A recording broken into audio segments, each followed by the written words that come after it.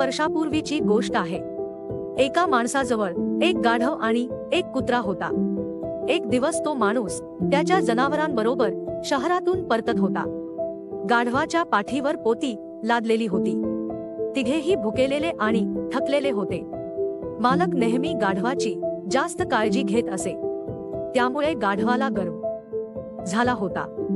गाढवाला कुत्र्याशी दोस्ती करण्यात रस नव्हता। ते जंगलातून जात असताना तो माणूस थकलेला असल्यामुळे थोडा वेळ आराम करण्यासाठी जंगलात एका झाडाखाली बसला आणि त्याला झोप लागली। गाढव गवत खायला लागला। कुत्रा गाढवाला म्हणाला, कृपा करून थोडा खाली वाक, मी तुझ्या पाठीवर असणाऱ्या पोत्यामधून थोडेसे खायला घेतो, मला खूप भूक लागली आहे। गाढव त्याला म्हटला, आपल्या मालकाला उठू दे, ते तुला काहीतरी खायला देतील। कुत्रा गुपचूप झोपला। अचानक तेथे एक लांडगा आला आणि तो गाढवावर तुटून पडला। गाढव कुत्र्याला म्हणाला, मित्रा, कृपा करून माझे प्राण वाचव।